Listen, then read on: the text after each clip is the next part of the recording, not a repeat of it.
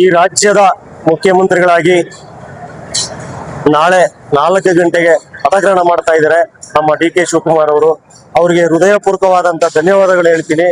ಈ ರಾಜ್ಯಕ್ಕೆ ಯಾಕೆಂದ್ರೆ ಅಧ್ಯಕ್ಷರಾಗಿ 6 ವರ್ಷ ಕೆಲಸ ಮಾಡಿದ್ದಾರೆ, ಒಳ್ಳೆ ಸರ್ಕಾರವನ್ನ ತಂದಿದ್ದಾರೆ.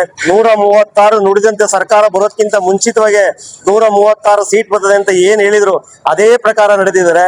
ಅದಕ್ಕೆ ಅವರು ಏನೇ ವಿಚಾರ ಆಗಿರ್ಲಿ, ಯಾಕೆಂದ್ರೆ ರಾಜ್ಯದಲ್ಲಿ ಕೋವಿಡ್ ಮೂವ್ಮೆಂಟ್ ಅಲ್ಲಿ 2019-20 ಎಲ್ಲ ಜನಾಂಗಕ್ಕೆ ಟ್ಯಾಬ್ಲೆಟ್ಸ್ ಗಳು ಇರ್ಬೋದು, ಹಾಸ್ಪಿಟಲ್ಗಳು ಇರ್ಬೋದು, ತೋಟದಲ್ಲಿ ತರಕಾರಿಗಳು ಇರ್ಬೋದು, ಸುರೇಶ್ ಅಣ್ಣ ಅವರು ಎಲ್ಲ ಬಡವರಿಗೆ ಸಹಾಯ ಮಾಡಿದ್ದಾರೆ, ಒಳ್ಳೆ ಇದು ಮಾಡಿದ್ದಾರೆ. ಅವರಂತ ನಮ್ಗೆ ಮುಖ್ಯಮಂತ್ರಿ ಆಗಿರೋದು ನಮ್ಮ ರಾಜ್ಯಕ್ಕೆ ಒಳ್ಳೆ ಮಾದರಿಯಾಗಿ ಕೆಲಸ ಮಾಡ್ತಾರೆ ಅಂತ ನಾವು ಹಂಚ್ಕೊಂಡಿದೀವಿ.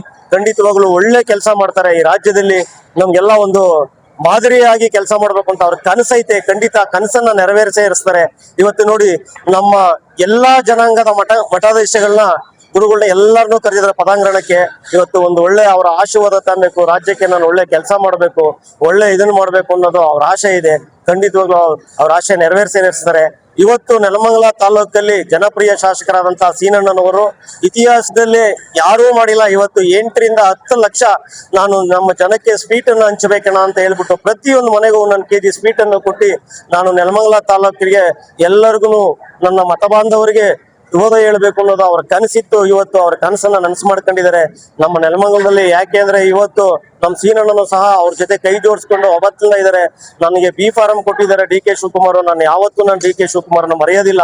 ನಾನು DK ಶಿವಕುಮಾರ್ ಜೊತೆಲೇ ಇರ್ತೀನಿ. ನಾನು ಏನೇ ಹೇಳಿದ್ರು DK ಶಿವಕುಮಾರ್ ಜೊತೆ ನಾನು CM ಆಗ್ತಾರೆ ಅಂತ ನನ್ಗೆ ಅವತ್ತು 2 ವರ್ಷದಿಂದ ಹೇಳ್ಕೊಂಬತ್ತಿದ್ರು. ಖಂಡಿತವಾಗ್ಲೂ ಅವ್ರ ಆಸೆನೂ ಸಹ ನಮ್ಮ ಶ್ರೀನಿವಾಸರ ಆಸೆ ನೆರವೇರಿದೆ. ಇವತ್ತು ನೋಡಿ ಎಲ್ಲಾ ಜನಕ್ಕೆ ನಮ್ಮ ಸ್ವೀಟ್ ಹಂಚಿಸ್ತಾರೆ. ಅವ್ರಿಗೂ ಕೂಡ ಕೂದಗಂತ ಧನ್ಯವಾದಗಳು ಹೇಳಕ್ಕೆ ನಾನು ಇಷ್ಟ.